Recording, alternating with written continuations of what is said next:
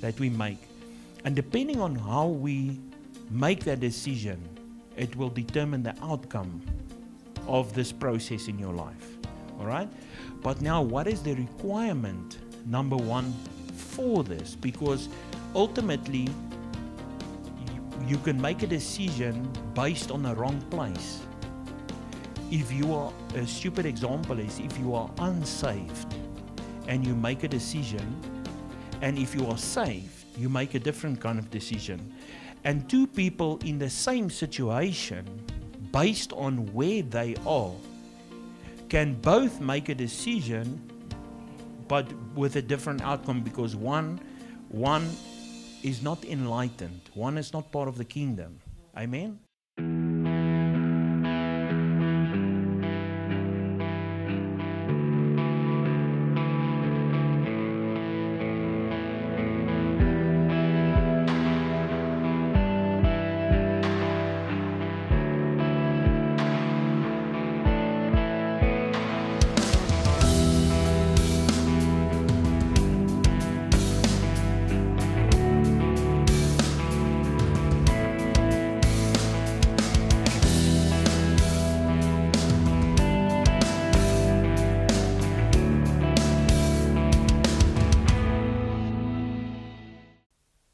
For people, with people, because of people, in Jesus' name. Amen. All right, yeah. Sorry, ek moet nog een ding sê. So, while I was busy getting ready for church, I got a call from a lady that we know. Ek het nog nie eens vir die aangesê nie, maar ek gaan dit nou hoor. So, I got a call. I got a call from a lady that we know. So a few years back, Rian prayed for her, and she should have went for a big operation, and she never went until today. If a doctor tells her anything, she just say, "I cancel your report," and she immediately comes to Rian. She's an old lady, and she always comes to Rian. So hierdie week gee weer vir haar ook bid. Amen. And so then she phoned me and said, "Patricia, can you just pray with us? My son, he stays in KZN. And he decided to come and visit her this weekend." She said, but he prayed over his house, and he's got a food truck business that he goes to big shows and stuff. But when he left, they broke into his property and they stole a lot of stuff. So she said, but why does this happen after he prayed? So I said, you know what's the problem in today's life? We immediately think and say, God, but why? Why did they break in? So I told her, rather go on your knees and tell him to go on his knees and say, thank God, I had it in my heart to come and visit my mom in Pretoria, because if he was still there, they could have killed him. So she started crying so much, and in that moment, I thought, yo, Patricia, you flippin' clever. But then I realized, no, it's not you. Because I would have said, yo, how can this happen? And I then realized, no, this is not me, this is God. So, yeah, so I just got reminded of that. We must always try and find God in every situation, good or bad. God is in every situation. So, yeah, I just wanted to say that. So she started crying, and I just heard her call her son and say, we must praise God now that you're still alive. They could have killed you and your dog and your daughter. So we can just praise God. So I said, remember, you can always get new stuff, but you can never get your life back. Amen. Ja, nee, amen. Halleluja. Dit was my mooi vrou gewees, wat vandag verjaar. Sy is vandag 22. Ek kan dit nie jonger maak hier, dan lyk ek soos daai ander tipe ou. Jy weet, dis al klaar 13 jaar, as ek dit nog minder maak, gaan hulle dink ons fout met my. Hulle gaan my toesluit. Ja. As ek jou jonger maak, dan wag die bal hier op die stoep van ons huis, vir na kerk. En weet, amen. Yeah, it's true. So we have to many times understand that, You know, we pray for things and we pray for situations. And many times when we don't see the outcome that we prayed or desired, then our first go-to place, unfortunately, is always that, why God, and why didn't He do it, and why didn't He grant us this? But so many and more often than we know, His no is not really no. His no is maybe not now. And maybe the not now is, there's a reason for it, because maybe He's got something bigger, you know? Maybe He's got something bigger, maybe He's got something different, maybe, there's so many things that we've seen in our lives over serving God for a long time, and in other people's lives. Daai was weer my vrou wat verjaar vandag. We've seen over the years, ministering to many people, counseling people, praying with people, and so many times when things didn't go the way that we initially prayed, then it felt like, wow, Lord, couldn't you just do this? And then many, many, many times they would come back, and we'll get a different report later of what God actually did. And usually then that door was actually a door that was meant to stay closed. We've even prayed for people where they were trusting God for a job, and then that work that they were supposed to get, or the first offer that came to the table, was a very, let's just say it was a much more exciting offer, with that financially maybe paid double. And that offer that was on the table, looked out of our natural eyes like the most amazing thing. And then they didn't get that one, they got a one that paid half of that. So let's say it was a 50,000 Rand a month salary offer with extras, then all of a sudden another door opened up for one that's, let's say, 20,000 a month. And they're like, but we don't understand. God wants to give us His best and this and that. And then later we realized that offer for 50,000, that company went into bankruptcy. And the guy would have lost his job, everything. But then the job where he got the job for 20,000, that company expanded and grew, and they gave the guy shares in the company. And that 20,000 turned later on, a couple of years later, into a 200,000 Rand a month. So you don't know, we don't, we have to always just keep on trusting God, because He knows best, So it's not always now. Sometimes it's not now. Sometimes it's later, or sometimes it's something different. Amen. All right. So we've been working the last couple of weeks through purpose, and we've been working, speaking about a calling and a clothing. I don't want to pull a board out today for time's sake. But you've all seen what we've been speaking on. So it's been a calling and a purpose, and after the purpose there, we spoke about the clothing part, where you're clothed with the Holy Spirit, and then we said there's an anointing that comes on your life to help you in the time of the process. And then we spoke about the processes that you have to go through. And then after the processes, we said that after a process, there's always a decision.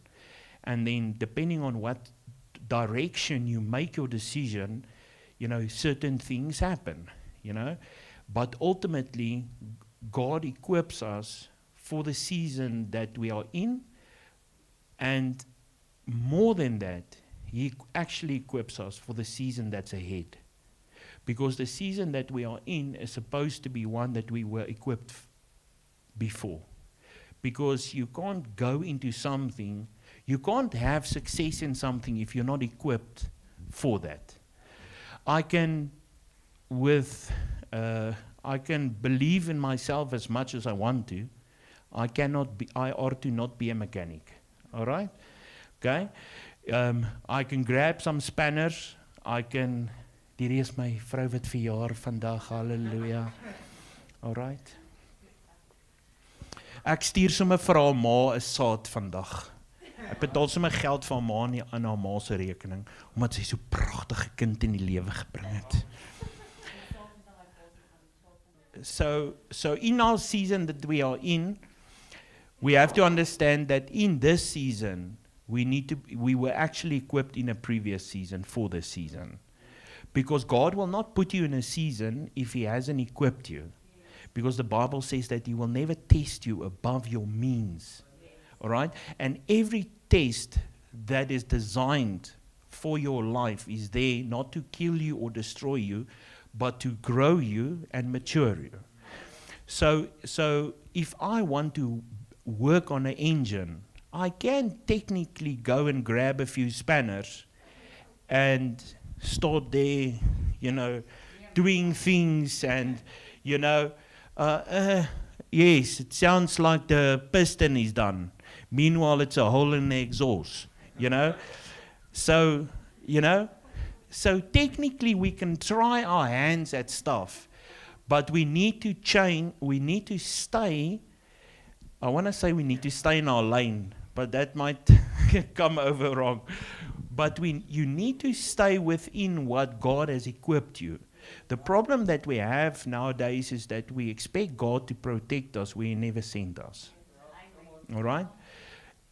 So you need to stay within the original plans and purposes that God has for you. I'm not saying that you can't do other stuff, but we're talking about destiny here. We're talking about purpose in life. All right? We're not talking about something trivial like Burger King or McDonald's, ek dink Burger King, wanneer is 'n king, jy weet, so ek dink all right, we're not saying spiritualize everything, okay? Because technically speaking, McDonald's has also got orchards, So what I'm trying to say is it's a little bit more than that. You know deep on the inside of you that you are called for something and called in a direction and for a certain purpose, and you know that you fit somewhere in the kingdom for what God has maybe called you. But within that, you have to understand that God has equipped us.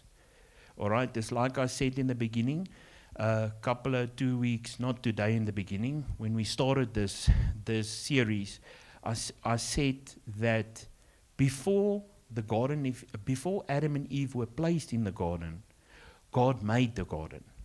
So your purpose will always exist before you, okay?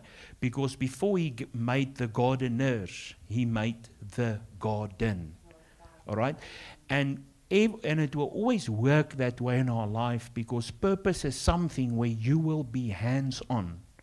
Where an ecosystem like a forest is something that's got an ecosystem that works by itself. But a garden is something where you have to work at it. You have to work the ground. You have to till the ground, or what's the other fancy? There's a lot of fancy words, but a gardener has to garden the gardener. The gardener has to tend the garden. All right, hallelujah. So what I'm trying to say is that in our lives, when it comes to purpose, everyone has a purpose that were custom created and designed for your life before you were born. Because the Bible says that He foreordained you and knew you before you were in your mother's womb, and He called you even before that. Amen.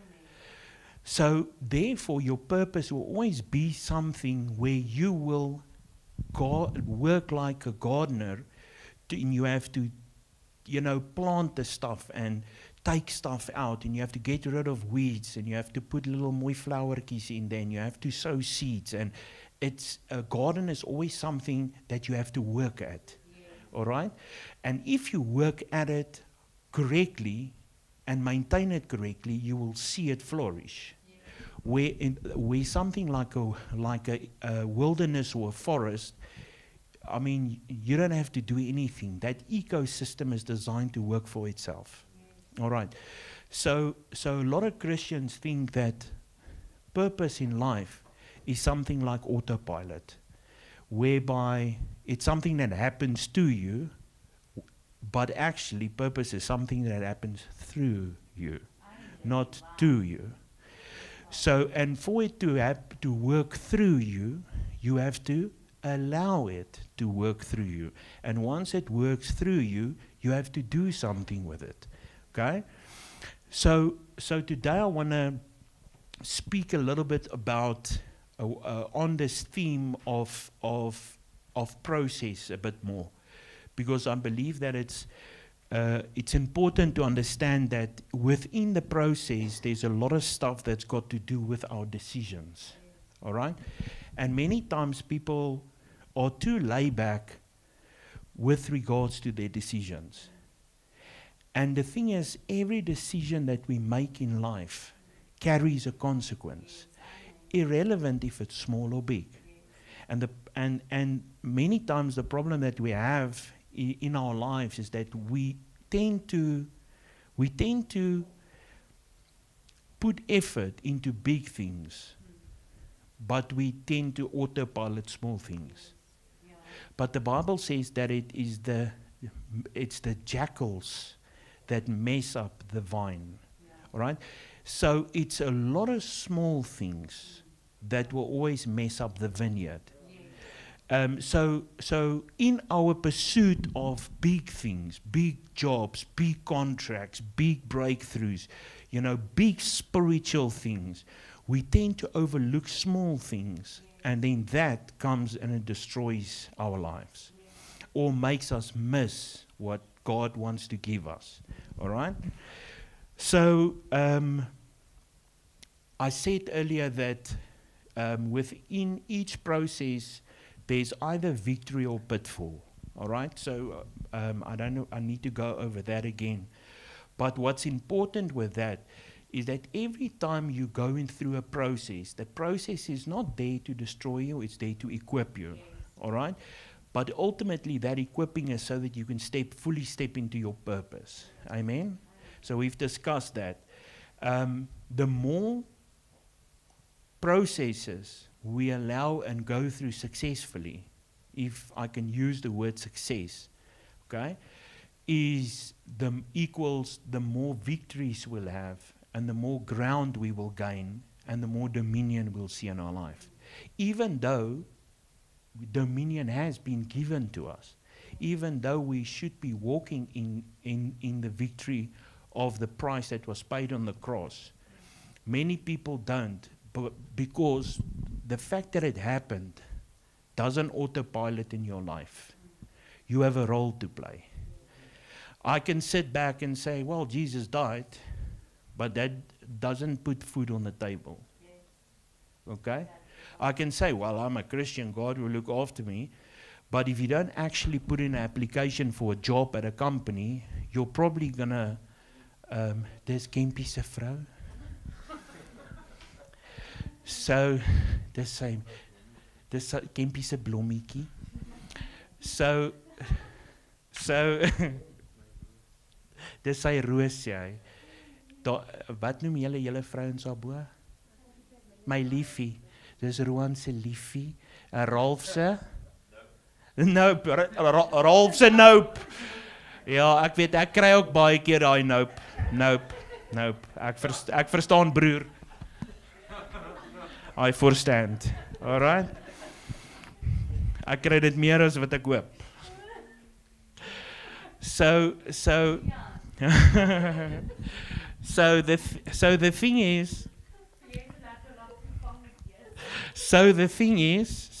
is, that I have totally forgotten where I was. Hallelujah. But I'm coming back. All right. So the thing is that within this purpose, we have a role to play. Because like I said, you can't, even if we serve God and have the anointing, have the Holy Spirit, have all of these things, even if we've been equipped, if you don't actually go out and apply for a job, then you're probably going to starve, you know? And then 6 months later, when you look like your pajamas just have one stripe, you know, then people want to blame God and say, oh, but God didn't give me a job, you know? But maybe you didn't go apply for a job, because the book of James says that faith without works is dead, you know? So there's always a role to play within this, within the kingdom. Amen. So we're going to jump into Deuteronomy. You all know the scripture, but I just want to lay this foundation quickly, en dan moet ek vandag preek, want ek nou baie gepraat. Laat ons kan party. Deuteronomy 30. Ja, Deut. Ons gaan na Deut 30 toe. 30. Vers 11. 11. All right. Deuteronomy 30 vers 11. So this is a scripture, we all know it. En dan wie gaan hom lees? Rudy of Cynthia? Can you see there? Okay. Gooi hom maar vir ons. Hy sal so ingekleer raai ding. But we're going to use this quickly to lay a foundation. Verse 11. For this commandment which I am commanding you today is not too difficult for you. Okay, say not too difficult for you. Okay, gaan aan. Nor is it out of reach. It is not a secret hidden in heaven that you should say, who will go up to heaven for us and bring it to us so that we may hear it and obey it. Okay, so he's saying, I'm going to give you something that's actually easy. All right, this is going to be, I mean, there's not a lot of scriptures in the Bible where you read it and God says, I'm going to give you something easy. You know, half of the stuff, you know, you need to have revelation knowledge to understand it. This one, he made it so easy. He's just like, I'm going to tell you, this is going to be easy. And then he goes further. He says, you don't even have to go into heaven. So it's not one of these super duper revelations or difficult things you have to like fast 600 years to understand the scripture, you know. He says you don't even have to go up to heaven to get this, to understand it. All right? So he's just saying basic, in Bible 101, he's saying, I'm going to give you something easy you don't have to work hard for to understand. Okay, gaan aan, vers 13. Nor is it beyond the sea that you should say, who will cross the sea for us and bring it to us so that we may hear it and obey it. And that is basically, you know, sometimes there are these things within Christianity whereby it feels like, man, how am I going to get this? Like, how am I going to obtain this? Like, how am I going to get that breakthrough? How am I going to, it feels like this thing, some of the stuff, when you read the scripture, it's like, hierdie ding voel bietjie ver. Ja, ek gaan my 'n paar jare vat om in die goed te loop. Amen. Okay, gaan aan, vers 14. But the word is very near you, in your mouth and in your heart, so that you may obey it. Okay, so he says this word, this easy word is very near. It's actually so near, it's in your mouth. All right? And he says it's in your heart. And then some of the other translations say it is even in your mind. Okay? So he's saying this is an easy thing. Okay? And on vers 19, kom ons skiep sommer soontoe. Verse 19. I call heaven and earth as witnesses against you today, that I have set before you life and death, the blessing and the curse.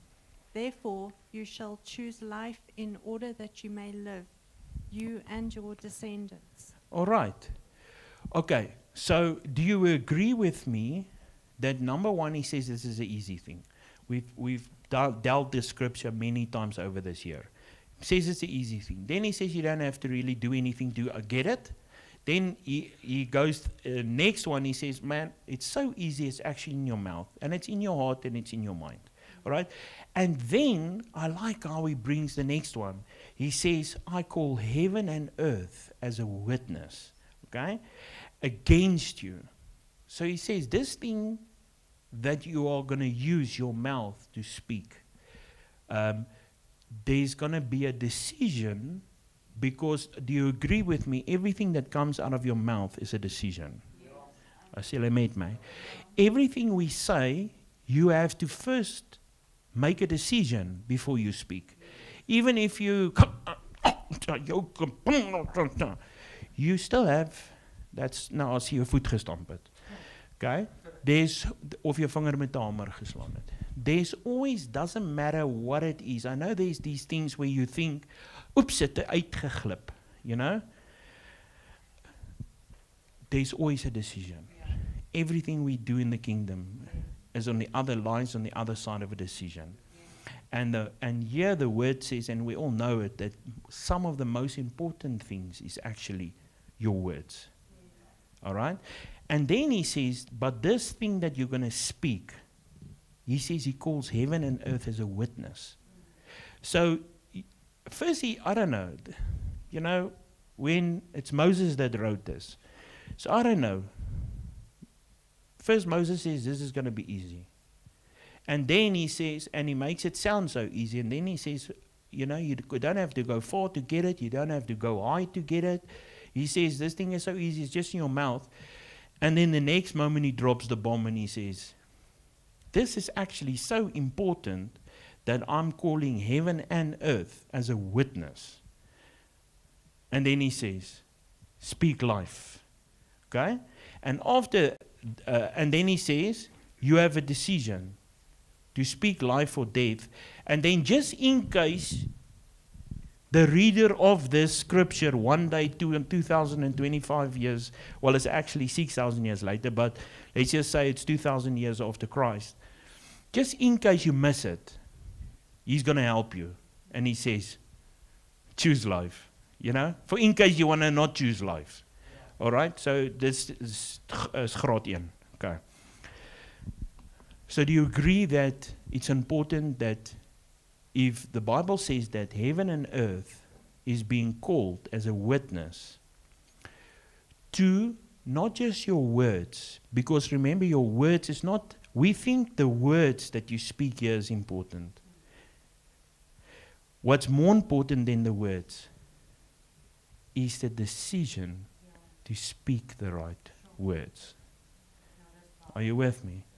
So yes, our words is important, but what preempts,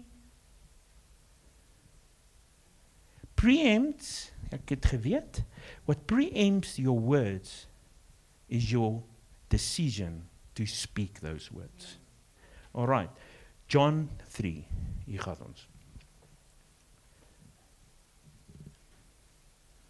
Oor die lig. Kom ons doen sommer vers 2. Ja, kom ons doen gou vers 2. So before we get into the process part, this scripture we've also dealt with a lot. Ek wonder eintlik, ja, ons sal hom maar lees gou-gou. So we understand now that very important in the process, there's always a decision. Everything that happens to us is only lies on the other side of a decision that we make. Okay? That we make. And depending on how we make that decision, it will determine the outcome of this process in your life. All right? But now, what is the requirement, number one, for this? Because ultimately, you can make a decision based on a wrong place. If you are, a stupid example is, if you are unsaved and you make a decision, and if you are saved, you make a different kind of decision. And two people in the same situation, based on where they are, can both make a decision, but with a different outcome, because one is not enlightened. One is not part of the kingdom. Amen? Okay? All right. So let's just read from, because this is actually where Nicodemus came to Jesus. And I just want to read this section so that we can get a base level thing of where I want to end off with. Okay? Number 1, in verse 2, he says, he came to Jesus and said, hey, these things that you are doing, Jesus, is awesome. He says, but I want to tell you that these wonders And these are testing miracles. No one can do them unless God is with that person. All right? Okay? So I know a lot of people say, oh, there's fake miracles in the kingdom and wah, wah, wah, wah, wah. All right? My Bible says that no man can do these kind of miracles unless God is with him. Yes. All right? I don't care who tries to trick who. If it's real miracles, God's involved. All right? Okay. Verse 3. Gooi my een van julle. Jesus answered him, I assure you, most solemnly say to you, unless a person is born again, And what follows is very important. Okay? reborn from above, He says reborn from above. Okay? spiritually transformed, renewed, sanctified, he cannot ever see and experience the kingdom of God. Okay. So we understand that to be part of the kingdom, you have to be born again. All right? So, and we also know now that Jesus also said that, I think it is coming a little bit later. Yeah. Okay, kom ons bly net stil. Vers 5. Verse Sorry, 5, Jesus answered, I assure you, and most solemnly say to you, unless one is born of water and the Spirit, he cannot ever enter the kingdom of God. Okay. All right. So I know it's repetition. We preach this thing 6 million times. But I want you to understand that there's a reason why people that say they are saved, why they handle processes wrong in their life, why a process will destroy them, and that same process will grow someone else and mature them. Because it's real. There's a lot of people sitting in these other churches, okay, where the Holy Spirit's not welcome. And a lot of them have said yes to Jesus. They did. They did really give their heart to Jesus. Yet they are destroyed. Yet they don't have victory. Yet they are overcome by the enemy. Yet they've got no, it's like they've got no authority on their life. It's like they've got no protection. It's like they know they're going to Jesus one day, but that's pretty much it. Okay. So he says here, the one before it, he says, you have to be born from above, spiritually transformed, renewed, and sanctified. That's what it means to be born again. Okay? You have to be transformed. A lot of people said yes to Jesus, but they're not transformed. They're not renewed. All right? They still have stinking thinking. Okay? A lot of people like that is like what our friend Percy always say. You know, they might have said yes to Jesus, but they still need a checkup from the neck up. Yeah. You know, because their thinking has not been renewed. Yes. All right? So now Jesus comes and he says, you have to be born of water and spirit. And he says it is so that if you don't do it, he says he cannot ever enter the kingdom of God. So it doesn't matter how you wing it. No born again water spirit, no kingdom. Ja, niks spat in die gesig nie. All right? Okay? We're talking about water and spirit baptism here. All right. So that scripture there where he says you cannot ever enter the kingdom, it's actually based on Ezra 36. I think it is. Oh, it's not there. Usually it just has a little hockey there. But I'm going to read to you where Jesus was quoting this, because it's an awesome scripture, but he quoted it from Ezra 36. It says, then this is what will happen when you are baptized with water and the Spirit. He says, I will sprinkle clean water upon you, and you shall be clean from all uncleanness. And from all your idols I will even cleanse you. A new heart will be given you, and a new spirit I will put on the inside of you. And I will take away the stony heart, and and take out the stony heart of flesh. I will take it out, and he says, I will take away the stony heart out of your flesh and give you a different heart. Then he says, and I will put my spirit within you and cause you to walk in my statutes and you shall heed my ordinances, and you will do them. All right, so He will place that Spirit on the inside of you. Okay? So then we can read on verse 6 where we were. Verse 6. That which is born in the flesh is flesh. The physical is merely physical. And that which is born of the Spirit is spirit. Do not be surprised that I have told you, you must be born again, reborn from above, spiritually transformed, renewed, and sanctified. All right. So where am I going with this? You'll see. What's important here is that there's something that happens to us in the natural. And it's always connected to the Spirit. Okay? And there are also certain legal things that takes place in the kingdom. All right? I know a lot of people don't understand it or maybe don't know. But there is a legal court system whereby certain things in the kingdom work according to a legal court system in heaven. Meaning that in the courts of heaven, there are certain things that happen. If this happens, that must happen. If that happens, so-and-so must happen.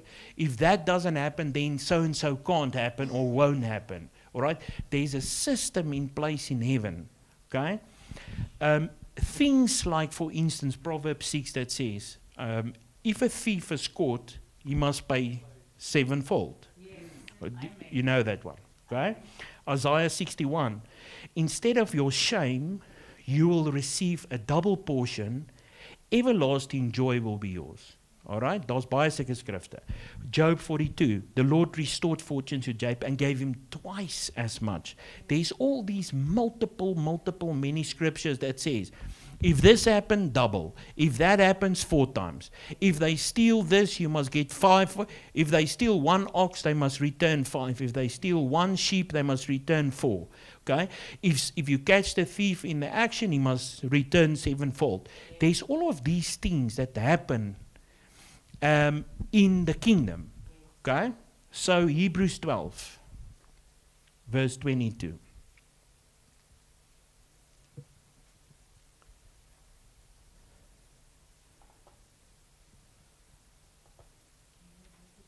Ja, ek het net gedim.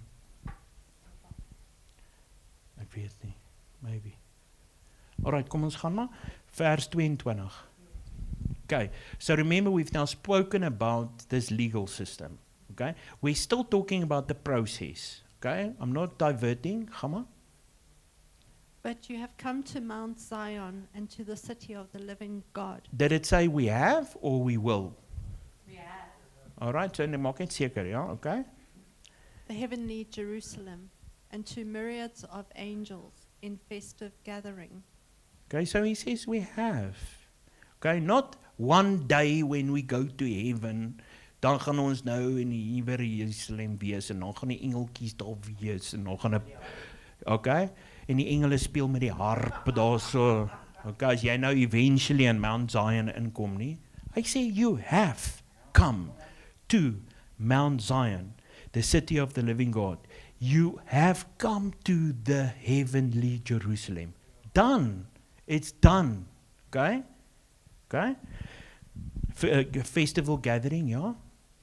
And to the general assembly and assembly of the firstborn who are registered as citizens in heaven. What are we? How are we there? We are registered. Hoor mooi. We are registered. Lees dit weer. Who are registered as citizens in heaven. All right. It's important that we understand this part. Okay? You are a registered citizen of heaven. Okay? Hoor nou mooi, I'm going somewhere with this. This is going to give you really a massive breakthrough in your life. Okay? You are a registered citizen.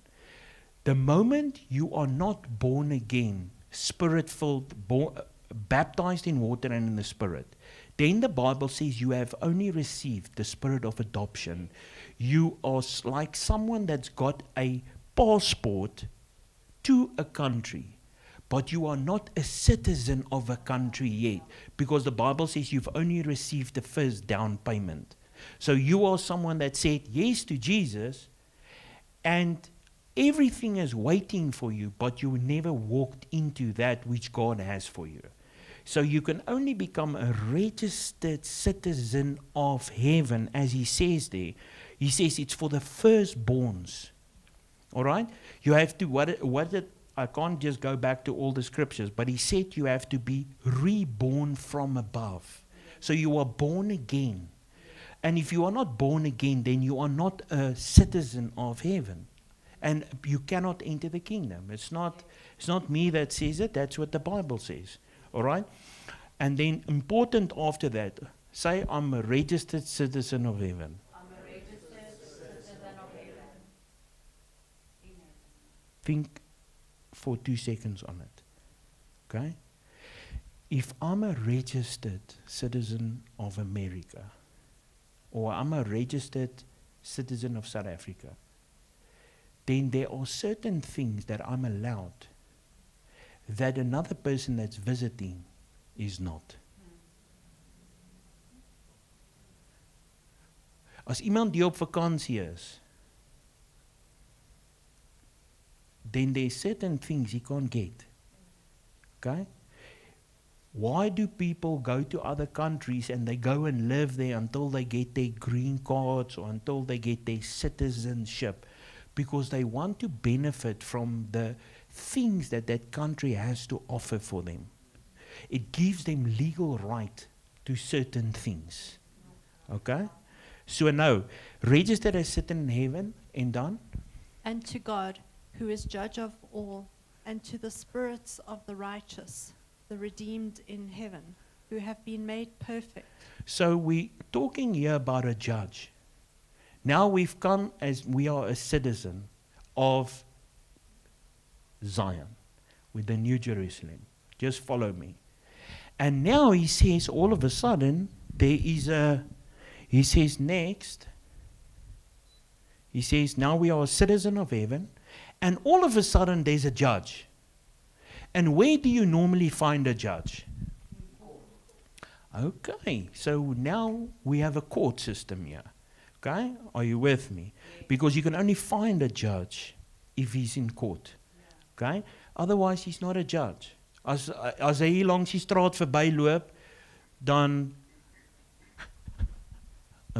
edelagbare, you only call him a judge in court.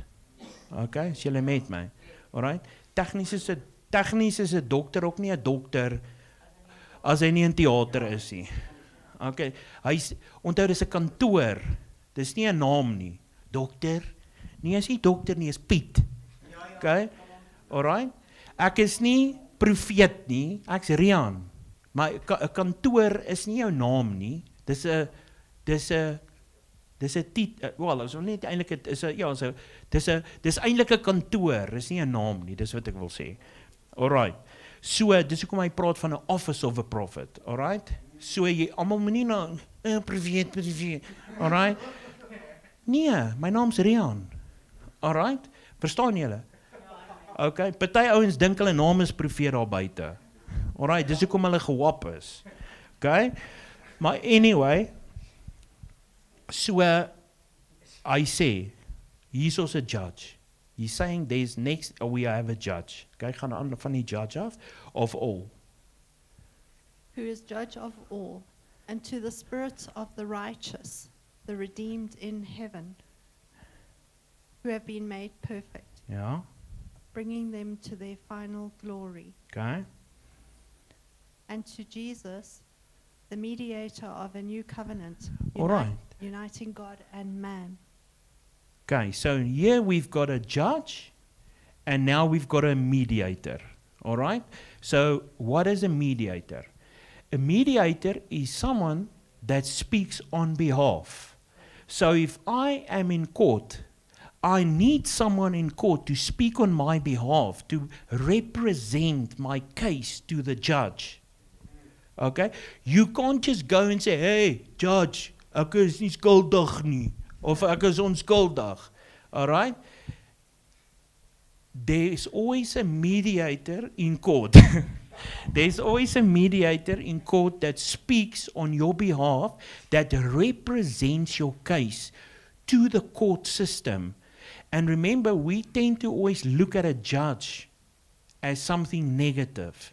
Meaning, when we hear the word judge, we usually connect it to hellfire and brimstone. We're like, no, God's going to judge you, you know. The word judge is neutral, if you didn't know it. Neutral. Because a judge has to make a decision, either skuldig of onskuldig. All right? He has to make a decision. So when you go to court, you're not automatically guilty. The judge needs to find you guilty or not guilty based on what the mediator presents as proof to the judge. Okay? So then he comes and he says, Rian that's standing here, we have proof that A, B, C, D, E, Mr. Meneer Judge. Then the judge looks at the proof and he says, all right, according to the court system, we find you not guilty, or we find in favor of you, and whoever then is the person that did A, B, C, D to you must now pay up. All right? Julle weet hoe werk die hof. Okay? Ek weet ek was al regtig in die hof, maar okay? Almal is nie kriminele nie. Okay, I thank God that I wasn't found guilty. Hallelujah. Anders het julle dalk nou 'n Zoom call geluister uit die tronk uit. Alright? En dan het ek nie so mooi vrou gehad nie. Dan het ek dalk then maybe I would have had I don't know, Patrick. Patrick would have been my missus in the prison, you know? Yeah, I'll be the missus. Well, okay. Hang af wie die grootste is. Okay? Yeah, so now comes the important part. So you understand where I'm going so far. Okay, shall I meet me? Okay. Now, next part. Gaan maar verder. What happens now after the covenant? Okay, we've got this mediator for the new covenant.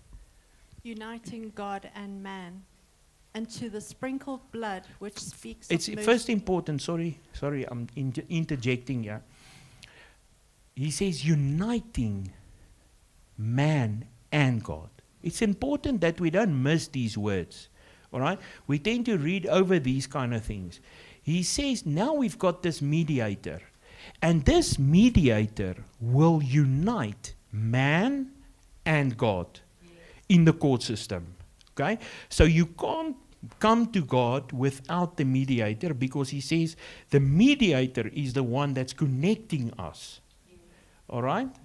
I can't just walk in a normal court in our country and then the judge is sitting there and I walk in, hey, I'm not guilty. And the judge is going like, who the Moses are you?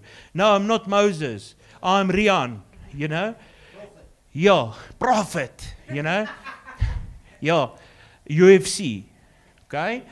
So you can't come to a judge without someone presenting your case. That's what I'm trying to say, okay? Just because you come before the courts of heaven, you can't just go in there and try and say something and expect something. You have to understand that there is a procedure in a court, and there is a mediator that we have to work through. All right. Last stukkie. Connecting man and God. Uniting God and man, and to the sprinkled blood which speaks of mercy, a better and nobler and more gracious message than the blood of Abel, which cried out for vengeance. All right. So he says that this mediator, hallelujah. So he says, now we've got the mediator. Now he says, and this mediator comes to represent your case in the courts of heaven with the sprinkled blood. And he says this blood speaks.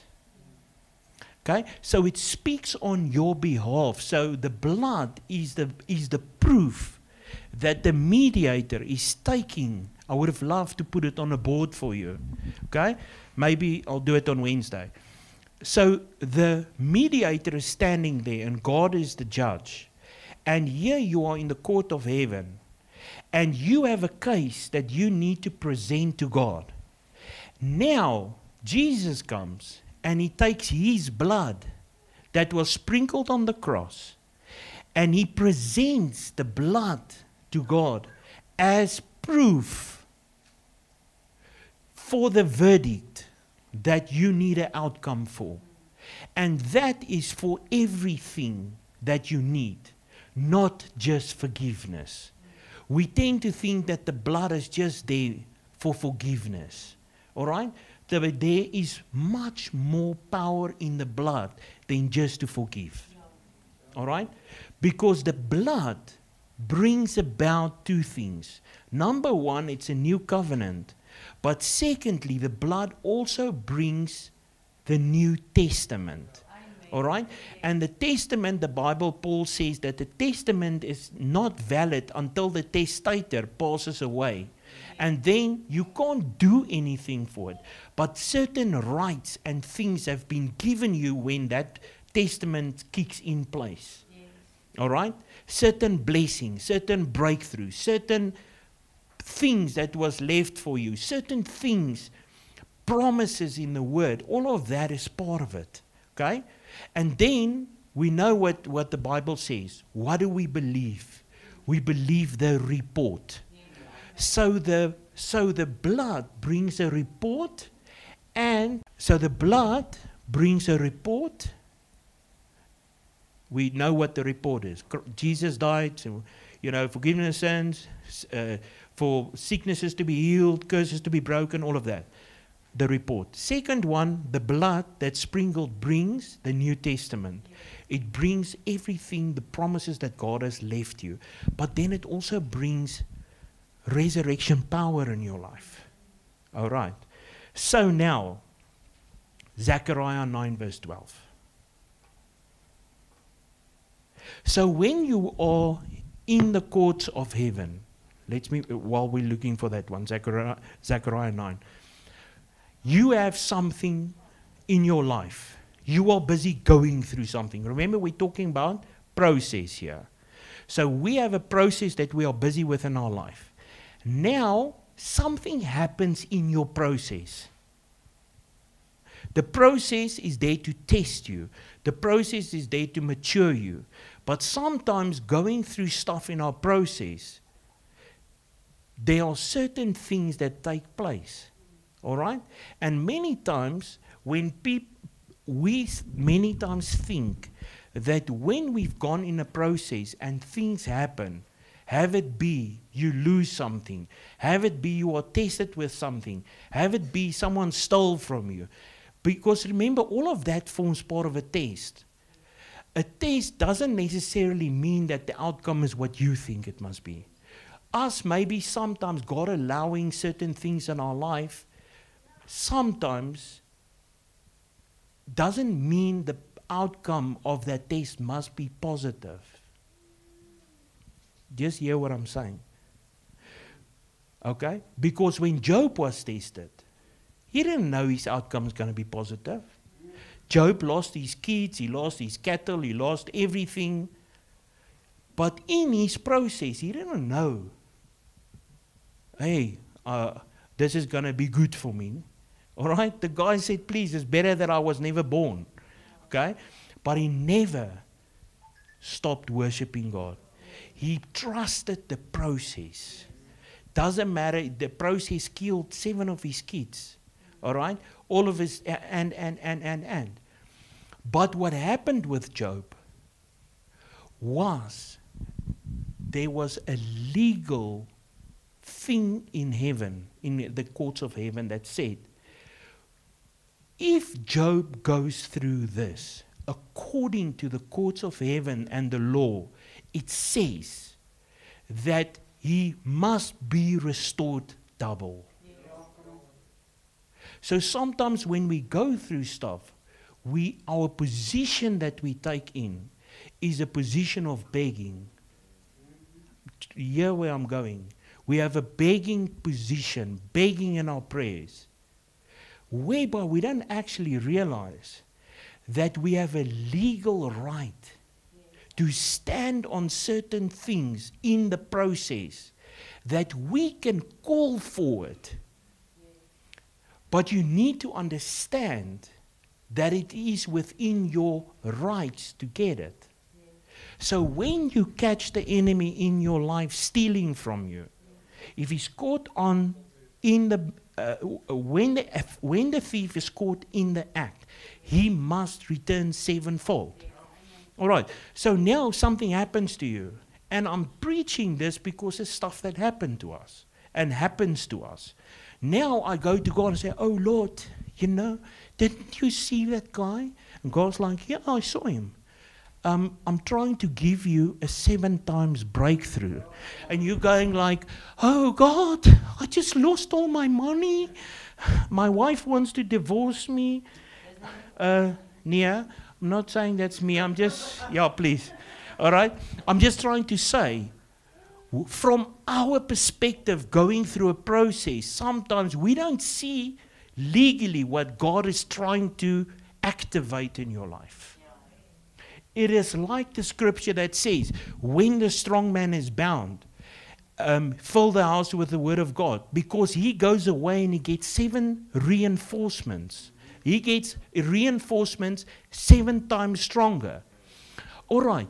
So when you are going through something, your perspective can either be, "Ooh, this thing is killing me and destroying me," or you can look at it like, "Oh, God just created a legal right." Right? Good. So God created a legal right so that you can be 7 times legally stronger to face the next thing in your life. If the enemy stole from you, now God, we are praying, "God, you just destroyed my life. Why didn't you help me?" And God is going like, actually, I'm creating a case in heaven's court for you, whereby I'm allowing it. Remember, the Bible says he's not doing it. He allows things in our life. Jesus said when they came to him with a kid that had moonstruck, "Who sinned, the father or mother?" Jesus said, God has allowed this for such a time as this, so that his glory may be revealed. So maybe I'm saying we are in a situation, maybe in your life here today, whereby you are in a thing where it feels like you have lost, where the enemy has stolen, where he has taken. And for you look at that and you think, "Wow, I don't know what I'm going to do." But maybe from God's perspective, he's going like, "Wow, I have allowed this so that God's glory may be revealed." But it always ends up on the other side of a decision. Because if you allow the process, then only the outcome, if you allow the process correctly in your life, then only Jesus as your mediator can come and fight on your behalf. Because now you have faithfully trusted God, prayed, you handled the situation correctly, all right? You didn't give up. You stood if you have done all that you can to stand, now you are standing, all right? Check. All right, your Bible says thank God in everything. All right, check. When you are going through trials and tribulations, thank God, check. All right, what have you done? You have been, James says, pray in the Spirit so that you can be built up in your most holy faith. All right, I'm not losing my faith, check. Now you're doing all of those things in the processes that you are going through. But from God's perspective, he's going like, I want to allow this test in my son's life. Because number one, it's going to mature him. Number one, it's going to test his faith. Because a faith that's not tested is a faith that cannot stand. All right? Number 3, we're going to see how strong is his foundation. Because if you have a strong foundation, then this building can be big and tall and strong. So now he goes, I actually want to give him sevenfold. And legally, if I allow this, then according to the courts in heaven, now Jesus can bring your case before the throne and say, Father, because the blood speaks on his behalf, and the word says if the enemy is caught in the act, he must return sevenfold. Now you can go to your attorney. Remember now in real life, you can go to your advocate. And now I go to him and I say, listen, I have been dealt with wrongly in a situation. And I feel like this is my right. And the advocate says, you are right. There is proof that is speaking on your behalf. We've put all the proof together. And according to the proof, you have legal right for us to present this case to the Father. And now the Father looks at the proof. The proof says, the blood speaks. And the proof says, the word is the final say. And the word says that you have an inheritance. The word says that you have a testament. You have certain rights. Now, Jesus presents as your advocate this case, and the Father is looking and he goes, that guy stole $1 million, so he must return 7 million. So now you can either go into the situation with this beggar mentality and go like, oh, hier al $1 million gesteel, if I could just get back 100,000, okay? Or you can go into this differently and say, I have legal rights in this kingdom because why? I am a citizen registered in heaven, all right? And because I am a registered citizen, I have certain legal rights that the kingdom will operate on my behalf. Therefore, we are in this world and we are not of this world because we are from another kingdom. And for that same reason, certain things happen, but then if you can understand that, hey, if the Bible says in Zechariah 9 verse 12, return to your stronghold, O prisoners of hope, today I declare that I will restore to you double. What did he say in the beginning there? He says, return to your stronghold. The problem sometimes that we have in this kingdom is that we are not returning to our stronghold. We want God to enforce certain things and rights in our life, but we're not living the right life. We are compromising. We are doing things wrong. We are handling the processes wrong. Our eyes is on how the world is doing things. Our eyes is on people. Our eyes is on everywhere. And we are living compromised lives. We are not praying. We are not fasting. We are not fearing God. We are not doing the things of the kingdom.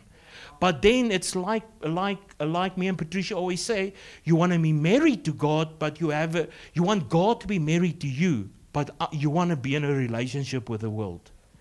You want to have the best of, well, I don't want to say the best of both worlds because that side's not the best, it's the worst.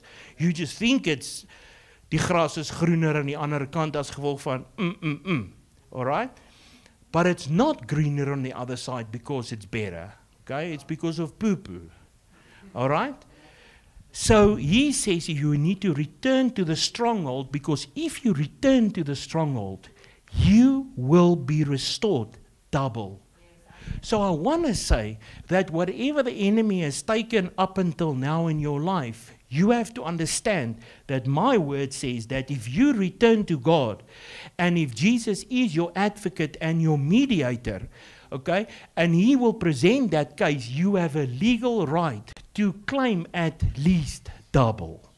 All right? I don't know if there's anyone here that would like to claim at least double. All right? Maybe there's contracts that's been stolen. Maybe I'm saying that you are legally, by God and the courts of heaven, you should get double. All right?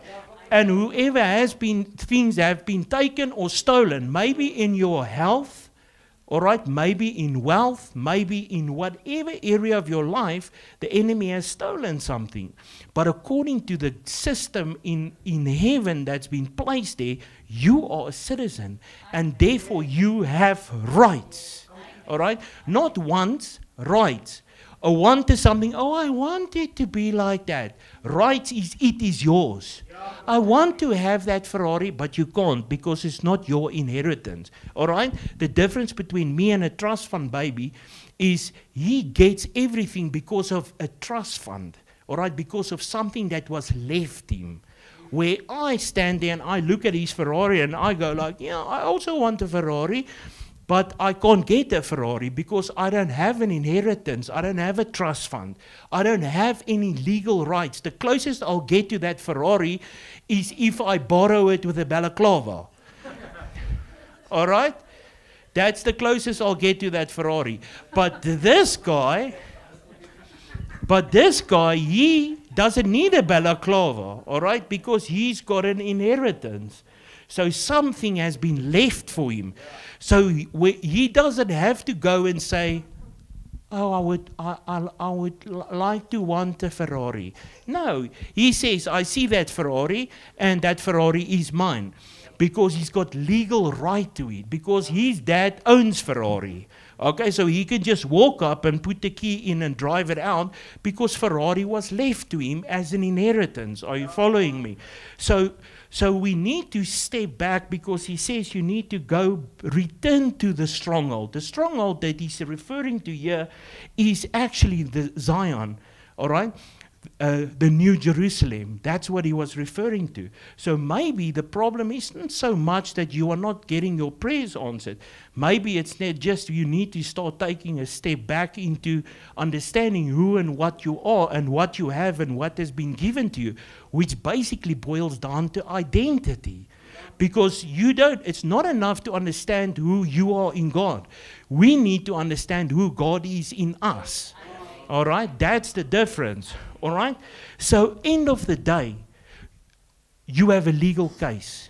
And if you are busy going through a process, this is where I want to go to finish off with. All right? If you actually read that scripture, or let me read this part to you. He says in Joel 2, he says, and this is the famous part where we have the part where he says, I will pour out my spirit on all flesh, and sons and daughters will prophesy, and old men will dream dreams, and young men will see vision. We all know that scripture, Joel 2, because that is like our main revival scripture. That's the thing that everyone's been praying for 2,000 years. All right? Okay, but listen where it starts off with. Who would like to know where it starts off with? All right, julle gereed? Is julle gereed vir die landing? All right, hy sê, be glad, children of Zion. Wie Zion? Can I see hands? Who citizens of Zion? All right. Upstairs is our citizens of Zion. All right. Rolf, jy's ook 'n citizen, hoor? Okay? All right. Jy weet nie waar gaan hierdie ding nie. Hier gaan ons land. Okay? Binne in Zion. Okay? So he says earlier, he says, you are citizens, registered citizens of Zion, of heaven. Okay, and you have a mediator, an advocate, and he is presenting everything to God the Father. And his proof of the fact that you are a registered citizen of heaven is the blood that speaks. Because something that you say can never be unsaid. And if you say it, it's forever. That's the thing why we are here now, because we started in the beginning by Deuteronomy that says, I give you this easy thing. All right? He says, life and death is in your mouth. He says, you don't have to go far to get it. You don't have to go up and down. He says, but I command you to say the right thing. And then he ends off by saying, speak life. All right? So now, after that, we're right back at speaking. So now he says, Be glad, children of Zion, and rejoice in the Lord your God, for he gives you, listen, the former and the early rain in just measure and in righteousness. And he causes to come down for you the rain. All right. You have to understand, he says he causes it to come down. It doesn't rain on you by accident. God doesn't bless you by accident. All right? God causes rain to fall on your life because you've got an advocate that's presenting your case to the Father and is using the blood as proof. All right? So now he says he causes it to come down. He says the former rain and the latter rain. So it means that it's things of the past and even things of the future. Okay? It's not just going to go well with you in the past. All right? It's supposed to go well with you now and in the future. Then he says, and I will, this is the awesome part. Here here is exactly what we are talking about. Just think for 2 seconds quickly. What has been taken from you? All right? What has been stolen from you? Where have you lost something? Where has the enemy maybe gained ground in your life? Where has he taken business, taken health? Where has he, just whatever, just think on anything that the enemy has done, whereby you know he's got no legal ground to do it. Ek sê nie wees 'n mampara en gaan doen Sondag as prins nie. All right? You know what I'm saying? There's a difference between you switching on the computer and checking those ladies that's too poor to buy clothes. All right? I'm not talking about that. That's deliberate sin. We're not talking about that, man. We're talking about being righteous, in a right standing with God. All right? Because if you are in a right standing with him, it means he can stand up for you. Jesus can't stand up for you before the Father if you are not in a right standing position with him. Okay? So now he says, I will restore or replace for you the years that the locust has eaten.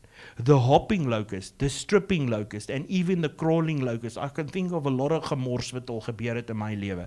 Some of these things, the people came in hopping. Oh, I got a plan for your life, hopping locust. I got this thing, just give me 100,000. All right? Het jy al gehoor van 'n piramide skema? All right? Those guys come in hopping, okay? Because they make you very excited and then you lose your money. Stripping, okay? You still think you got R5 left on your body, but next moment, even that which you had is taken. I still tot jou onderbroeke. Okay? Crawling locust, that's the worst kind, man. That thing comes in like a Navy SEAL, leopard crawling. Nie soos 'n ninja. Jy sien hom nie eens kom nie. It's a crawling locust. Before you know it, that thing is, hy het al klaar jou skoene opgevreet. All right?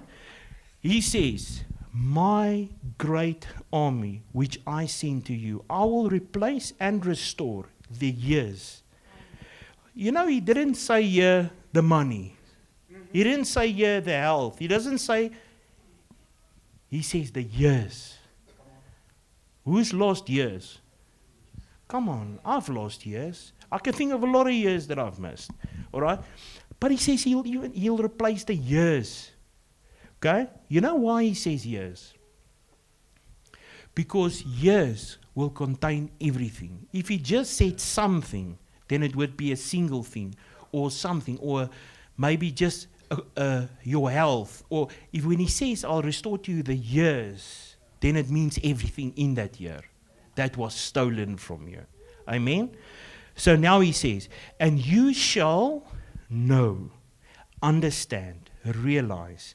Dis vers 27. Is nie daar nie. Realize that I am in the midst of Israel, and that I am the Lord your God, and there is no one else. My people shall never be put to shame. All right? And now comes the thing. And afterward, I will pour out my spirit upon all flesh, and your sons and daughters will prophesy. Okay, so God will always bring about the restoration in your life, and he'll bring a cherry on the cake, whereby he says, afterwards I will pour out my spirit on all flesh. So it's always in God's agenda to bring about restoration in your life. Because when He looks at you, He only sees the blood that's speaking on your behalf. All right. So now we are in a situation. We are talking about process. So I'm landing this thing. Okay? We are going through stuff. But sometimes in our going through stuff, things happen. But if you can handle your process correctly, remember, every process, there's a decision. Everything in the kingdom is about a decision. That's why it says, I mean, choose life. Okay, when you speak. The choosing part is the choosing to do the right thing, to be pro-life. The problem with us in Christianity today is that we are so reactive with everything. Stuff first ruins our lives before we want to jump in and understand how can we fix this thing. We shouldn't be reactive, we must be proactive. But to be proactive, you have to understand your rights. If that guy pulls you off the road and he says, Meneer Leroux, ek soek 'n bribe, jy het oor hy stopstraat gery, then I must know my rights already and I must tell him, hey, boot, I'm not paying anything, there isn't even a stop sign. All right? Meneer, jy is oor die stop, there's no stop sign. All right? You have to already be prepared in the kingdom. When we are going through stuff, are you letting stuff happen to you, or are you doing things to that? Meaning, when we go through these processes and you tests and trials, then you must allow God and understand why He's doing it. Why David had to fight the bear, fight the lion, fight Goliath, go through everything, because it was equipping him for the next phase in his life, to step into his kingship. All right? But you have to understand, in that you have rights. Okay? The courts of heaven has rights. And in our process, if you can align yourself with your rights, you will actually find that you are going to walk out of your process more successfully, or more, success is a bad word, more victorious. More victorious. Because you know, if I'm going through something and the enemy comes to destroy me in that thing, I'm saying maybe God is allowing things to happen because His plan is, according to the court system of heaven, legally, if the enemy steals from you, if the enemy does something to you, then he must return at least double. But you have to be in the right kingdom. You have to return to the stronghold. You have to live right. You have to stay right. You can't expect God to fight for you and do stuff if your life isn't in order. All right? So allow the processes, but understand your rights. Because certain processes will destroy you if you don't know your rights in the kingdom. You are children of Zion. You are registered citizens. Therefore, legally, you have to overcome. Legally, the blood will fight for your behalf. Legally, at least double or sevenfold. There's other scriptures that say four times. But nothing less than double. That's basically what the scripture says. All right? I don't know. I can do with at least double. All right? At least double. In Jesus' name. Anders gaan ek net nog te lang praat. Tiaan kyk altyd vir haar om te sien hoe gaan sy reageer.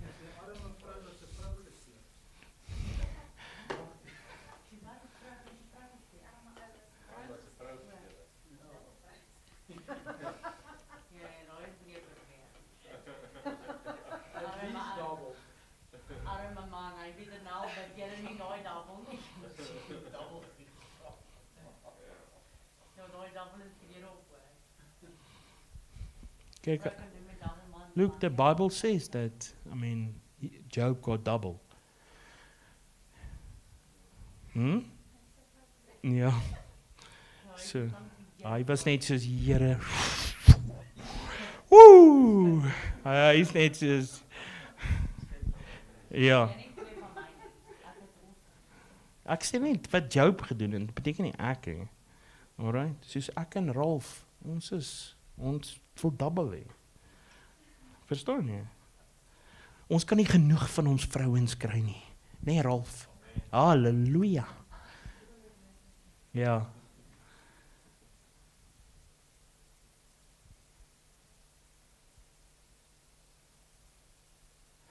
I feel like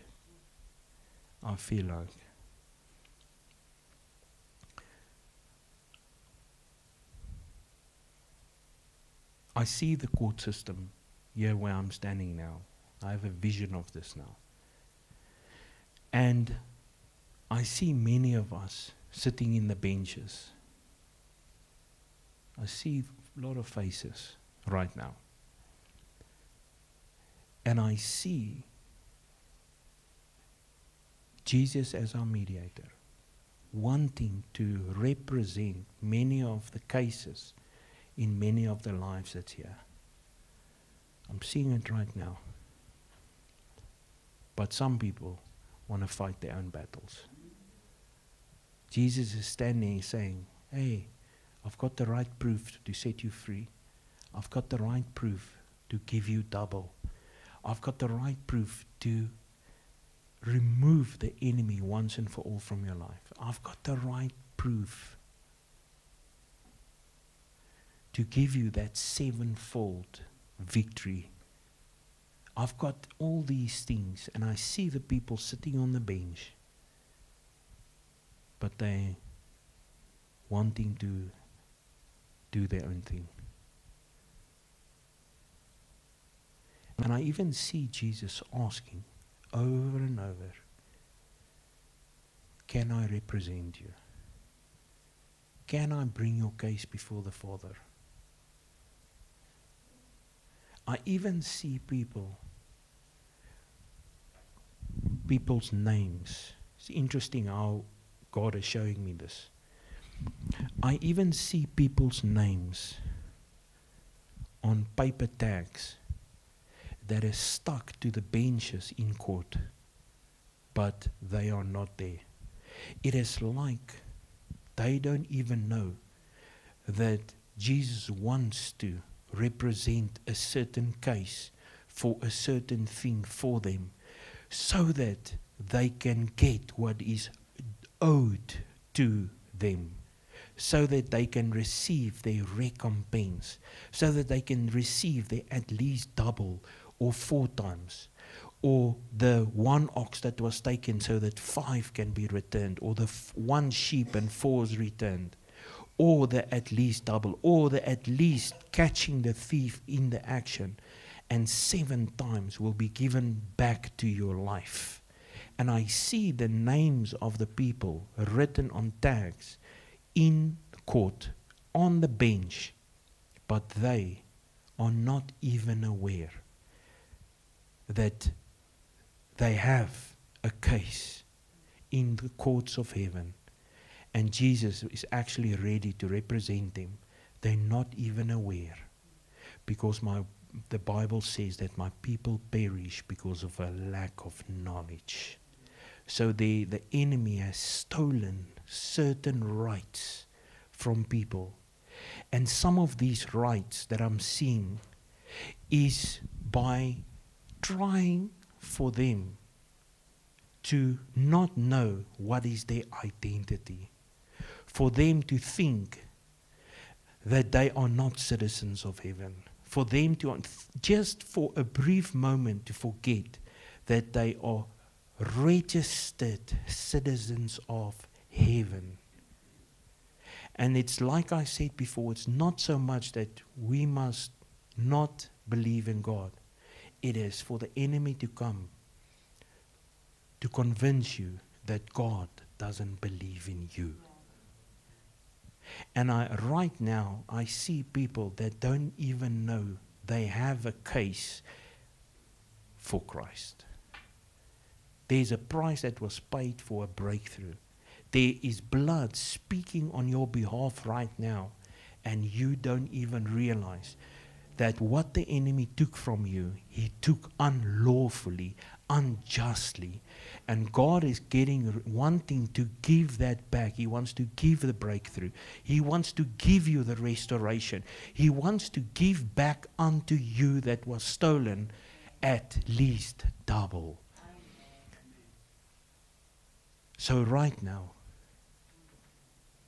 wherever you are sitting, I want you to think about not so much what was stolen, but think about what will be given. Maybe there's an area of your life where you have given up. Maybe there's an idea that you wanted to pursue and you never did. Maybe there was financial things that happened to you. Maybe some stuff was stolen.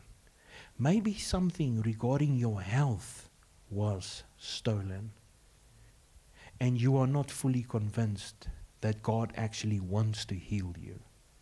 You think you have to carry your cross or do something stupid, or maybe you're believing what the doctors say. Maybe you are believing the wrong reports.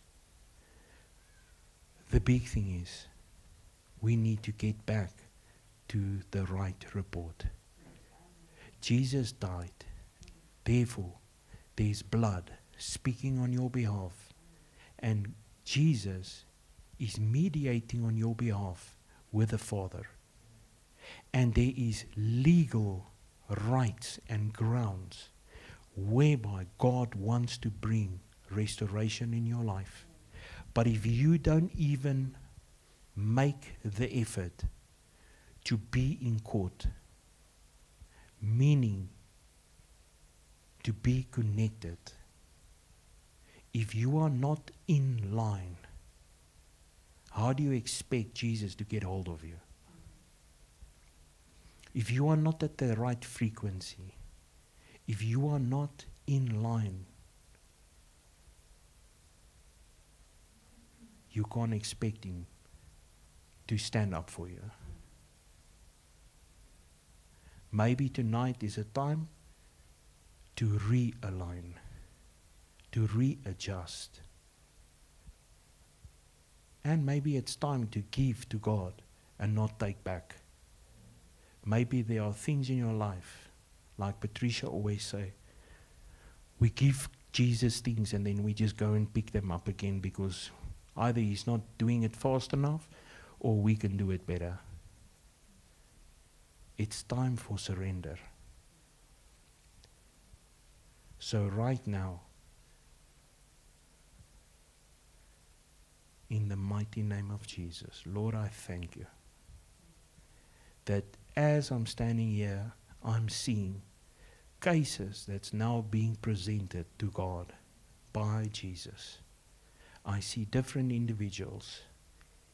Immediately now, as we're standing here, I say people, it's like I'm hearing the hearts of different people that's all of a sudden saying, yes, Lord, that thing, and that when they stole from me there, and when I didn't do that, and when I did act correctly and righteously, then this and happened, and that happened. I see all of these cases now coming before Jesus, and I see Jesus saying, my blood speaks on your behalf. And I'm presenting this to the Father on your behalf. And the verdict is at least double. In Jesus' mighty name.